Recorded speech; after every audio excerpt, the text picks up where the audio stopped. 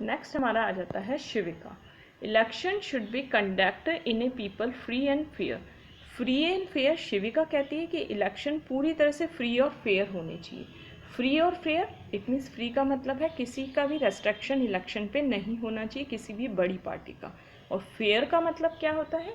Fair का means ये होता है पूरी तरह से बिना विदाउट पार्शियलिटी के इलेक्शन होना चाहिए, where people can choose their representative as they really wish. Teacher कहती है, आंसर देती है teacher, in India, the independent body of the interested with the responsibility of the conducting free and fair election in the election commission। Simple सा है, शिविका ये पूछना चाह रही है कि फ्री और फेयर इलेक्शन किस बेस पे होते हैं, कि इन फ्री और फेयर इलेक्शन को करवाता कौन है। तो टीचर आंसर देती है, in India the independent body interested. India में इंडिपेंडेंट बॉडी है जिस पे हम ट्रस्ट कर सकते हैं सारी रिस्पॉन्सिबिलिटी के थ्रू। इंडिया में जो इलेक्शन कंडक्ट कराने का काम होता है फ्री और Fairlie, it means without restriction and fair without partiality. कौन करवाता है इलेक्शन? Election commission. इंडिया में इलेक्शन कंडक्ट कराने का काम कराता है इलेक्शन कमीशन। नेक्स्ट हमारा पॉइंट आ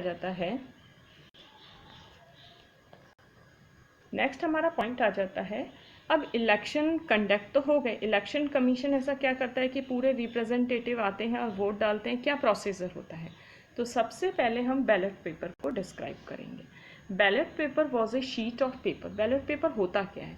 एक शीट होती है, पेपर होता है, containing the names and the symbols of the candidates. उसमें क्या होते हैं? जो कैंडिडेट्स होते हैं, इट मीन्स जो इलेक्शन में कैंडिडेट्स इलेक्ट हो रहे हैं वो क्या करते हैं? इलेक्शन लड़ते हैं। और as voting is done is the secrecy it is the called ballot. और वोटिंग डालते हैं सीक्रेटली, वोटिंग डालते हैं। It means ballot paper was a sheet of paper.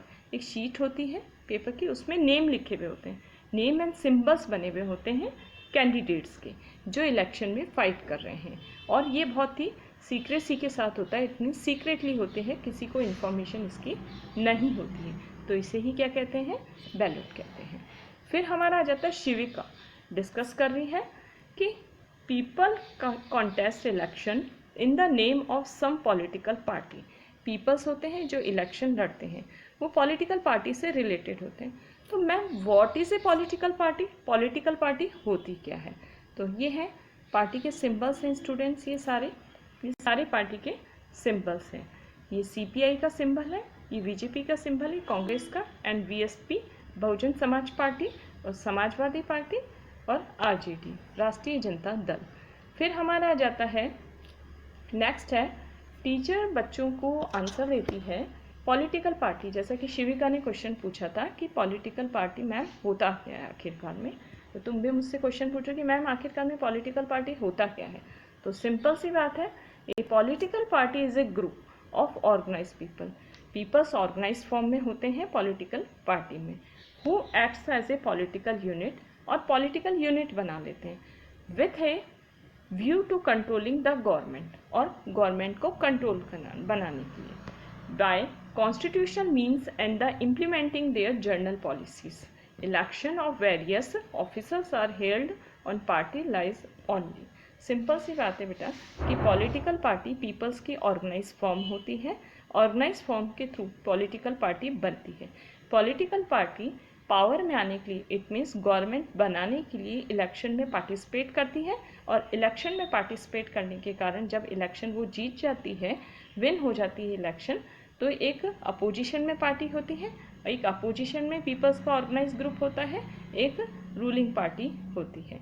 ये हमारा आ जाता है पॉलिटिकल पार्टी का डिस्क्रिप्शन। नेक्स्ट हमारा टॉपिक आ जाता है स्टूडेंट, शिविका क्वेश्चन पूछती है मैम से कि please explain clearly the difference between the national parties and the regional party. कि मैम कुछ पार्टीज़ नेशनल लेवल पे होती है, इट मीन्स कंट्री लेवल पे पार्टीज़ होती है, और कुछ पार्टी रीजनल पार्टीज़ होती हैं। तो मैम प्लीज़ इसका डिस्कशन, इसका डिस्क्रिप्शन का हमें आंसर दीजिए, इसका डिफरेंसेस होता क्या है, कि नेशनल पार्टीज़ क्या होती हैं और रीजनल पार्टीज क्या होती हैं। टीचर आंसर देती है, teacher India is a larger number of political party. India में बहुत सारी पॉलिटिकल पार्टीज़ हैं। इट मीन्स इंडिया में मल्टी पार्टी सिस्टम इंडिया में है। सिंगल पार्टी सिस्टम नहीं है, डुअल पार्टी सिस्टम नहीं है, multi party system. Multi party system का मतलब होता है बहुत सारी पॉलिटिकल पार्टीज़ इंडिया में हैं। कुछ तो क्या है, बहुत बड़ी बड़ी है, नेशनल लेवल पे हैं, वाइल अदर आर स्मॉल, और कुछ छोटी पॉलिटिकल पार्टीज़ हैं। Some of them are present and the exercise influence in the most part of the country। कुछ पॉलिटिकल पार्टीज़ ऐसी हैं जो बड़ी पॉलिटिकल पार्टीज़ हैं, वो कंट्री के अधिकतर पार्ट को इन्फ्लुएंस करती है, इट मीन्स अपना इम्पैक्ट डालती हैं। इन्हें हम क्या कहते हैं, नेशनल पार्टी कहते हैं। सिंपल सी बात है, इंडिया में कुछ बड़ी पॉलिटिकल पार्टीज़ हैं, कुछ छोटी पॉलिटिकल पार्टीज़ हैं। जो बड़ी पॉलिटिकल पार्टीज़ हैं जैसे कांग्रेस, बीजेपी, ये इंडिया के मोस्टली पार्ट पे अपना इन्फ्लुएंस डालती है। इट मीन्स जब इलेक्शन होती है तो अपनी पॉलिसीज़ के थ्रू इंडिया के मोस्टली पर्सनस पे इम्पैक्ट डालती हैं। इसी तरीके से others are restricted of some reason. It means कुछ जो पॉलिटिकल पार्टीज़ होती हैं वो अपने रीज़न तक ही लिमिट होती है। इट मीन्स अपने एरिया तक ही लिमिट होती है, पूरी कंट्री लेवल पे उनका इन्फ्लुएंस लैक होता है। तो इसे हम कहते हैं regional parties. Students, next question हमारा आ जाता है कि what is our system of election. Election का सिस्टम क्या होता है। Teacher, to answer this question let us take a look at the how election are held in India. India में इलेक्शन कैसे होते हैं हम ये जानेंगे। सबसे पहले लोकसभा और राज्यसभा पार्लियामेंट का ही एक पार्ट है जो लॉ को इम्प्लीमेंट करता है। इट मीन्स लॉ को पूरी तरह देश में चलाता है। Lok Sabha election are held every 5 year. Lok Sabha के इलेक्शन होते हैं हर 5 ईयर्स में। आफ्टर 5 ईयर के बाद में the term of the elected representative comes to an end. जो इलेक्टेड रिप्रेजेंटेटिव होते हैं वो जो जीत जाते हैं 5 ईयर्स के बाद में, आफ्टर 5 ईयर जो रिप्रेजेंटेटिव है वो पूरी तरह से उनका एंड हो गया है और नेक्स्ट इलेक्शन में नए रिप्रेजेंटेटिव्स इलेक्ट होते हैं। फिर हमारा आ जाता है election are held in the electoral constituency at the same time.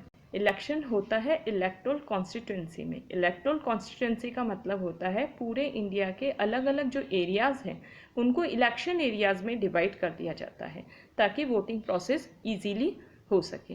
India में जो अलग अलग एरियाज़ हैं उन अलग अलग एरियाज़ को अलग अलग इलेक्शन एरियाज़ में डिवाइड कर दिया जाता है। उन इलेक्शन एरियाज़ को ही कहते हैं electoral constituency. This is called a general election.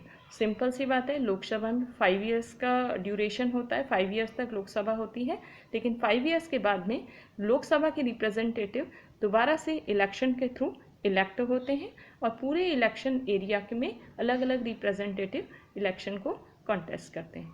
Election area को हम इलेक्टोरल कॉन्स्टिट्यूएंसी कहते हैं। नेक्स्ट हमारा आ जाता है what is by election. By election क्या होता है।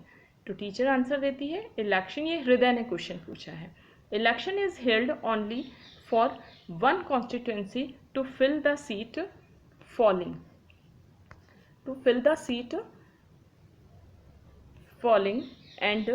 Falling vacant by the death और the resignation of a member. Suppose करो कोई भी electoral constituency, it means election area है, वहाँ पे कोई भी रिप्रेजेंटेटिव है, इलेक्शन जीत जाता है, लेकिन इलेक्शन जीतने के बाद में बाय सपोज कुछ टाइम बाद में उसकी सीट वेकेंट हो जाती है। किस बेस पे वेकेंट हो जाती है, या तो उसकी डेथ हो जाती है या फिर वो अपने आप ही रिज़ाइन कर देता है। तो उस बेस पे इलेक्शन होते हैं, या तो किसी पर्सन की डेथ हो जाती है या फिर वो रिज़ाइन कर देता है। उस बेस पे ड्यूरेशन से पहले जो इलेक्शन होते हैं उसे हम कहते हैं बाय इलेक्शन।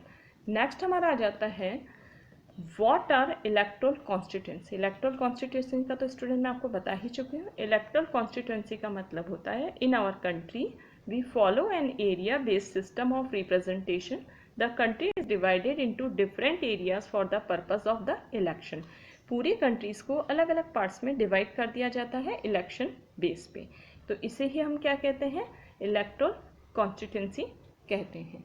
स्टूडेंट्स, हमारा first video it means first class जो 7th से रिलेटेड है, 7th क्लास से रिलेटेड है, फर्स्ट वीडियो हमारा SST सिविक्स से रिलेटेड लेसन 3 का फर्स्ट पार्ट यहीं फिनिश हुआ है। हम अपने नेक्स्ट वीडियो में लेसन 3 जो सिविक्स से रिलेटेड है, क्लास 7 का है, रेस्ट पार्ट स्टडी करेंगे।